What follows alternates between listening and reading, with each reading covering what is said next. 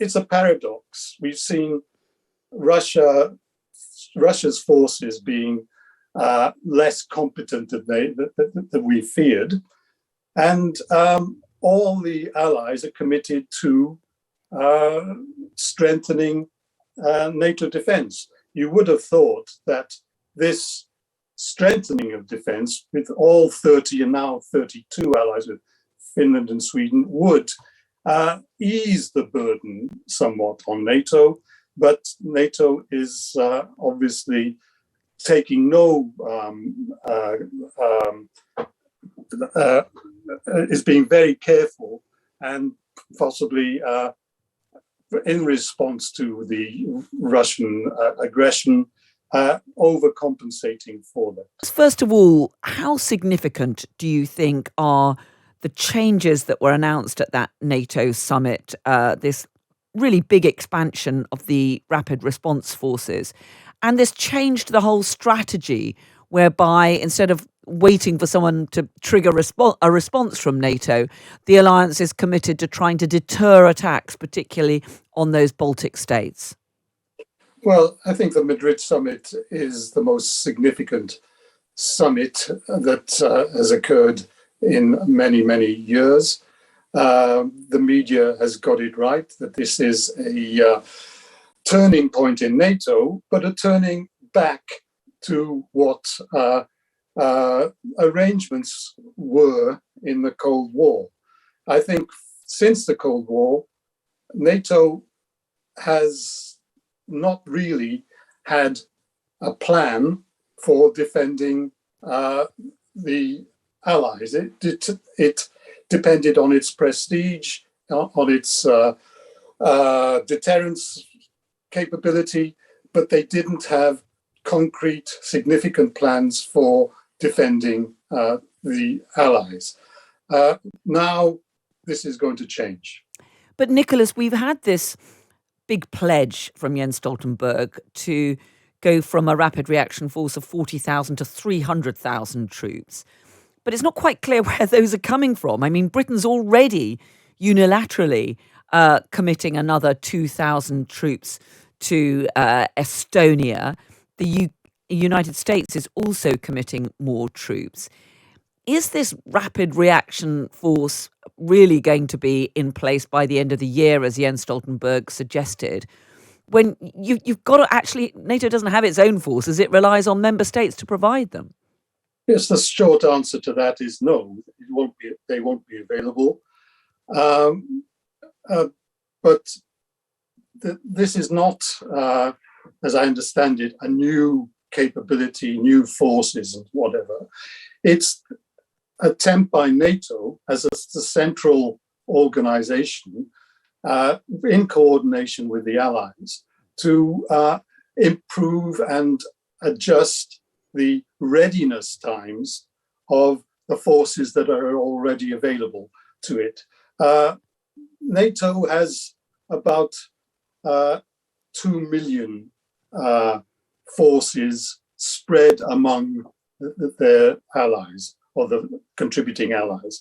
Now, not all of those are combat forces, but the idea is to increase the readiness and match them to plans for deployment in case they're needed for defence or deterrence purposes. What about the effect on Britain's armed forces and the defence budget? We've had quite a row over the past week about the defence budget. Boris Johnson now says the UK is going to increase its defence budget to 2.5% of GDP by the end of the decade. But as I mentioned at the beginning, we're sending more troops to Estonia. We're sending more military equipment and equipment to Ukraine. The Prime Minister has stressed that's a long-term commitment. And at the same time, we're cutting the size of the army. Well, that has to be worked out. The UK had a global strategy, not just a NATO strategy.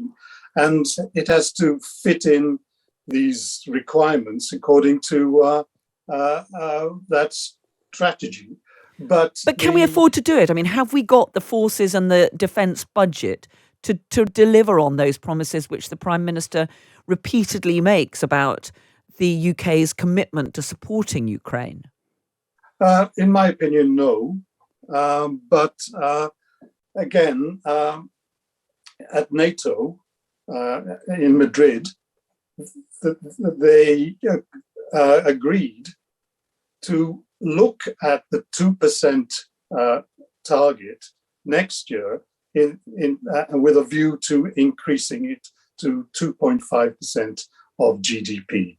And I think the UK has a lot of ambitions, and it will have to match that ambitions according to resources. But so you said in answer to my previous question, no, that Britain doesn't really have the armed forces or the defence budget to do this. I mean, just explain that. I mean, what sort of pressures are there already on the armed forces, and what do they need if they are going to deliver on these commitments made by Boris Johnson? Well, obviously, the UK has a commitment to NATO. And that commitment to NATO, as the Madrid Summit decisions indicated, will be very, very burdensome. It's not just a matter of finding troops at high readiness. It's a matter of equipment. It's a matter of resources. It's a matter of logistics. And so the UK had a presence, what we called a tripwire presence in Estonia. But to seriously engage in NATO plans, and it's an alliance-wide effort, will require a significant adjustment to those plans and to the UK plans, and a significant commitment to reinforce not just Estonia, but anywhere in the alliance where UK forces would be required.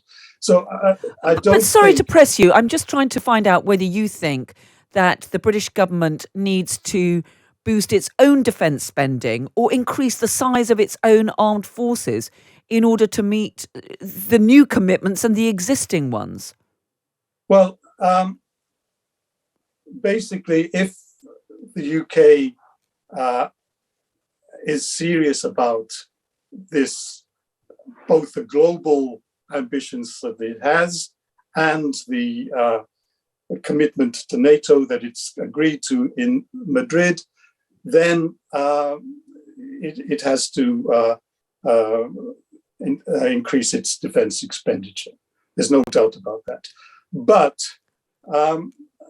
it's a paradox. We've seen Russia's forces being less competent than we feared. And all the allies are committed to strengthening NATO defense. You would have thought that this strengthening of defense with all 30 and now 32 allies with Finland and Sweden would ease the burden somewhat on NATO, but NATO is obviously taking is being very careful and possibly in response to the Russian aggression, overcompensating for that. Nicholas Williams, former head of NATO operations in Iraq and Afghanistan. Good to speak to you. Thank you very much indeed.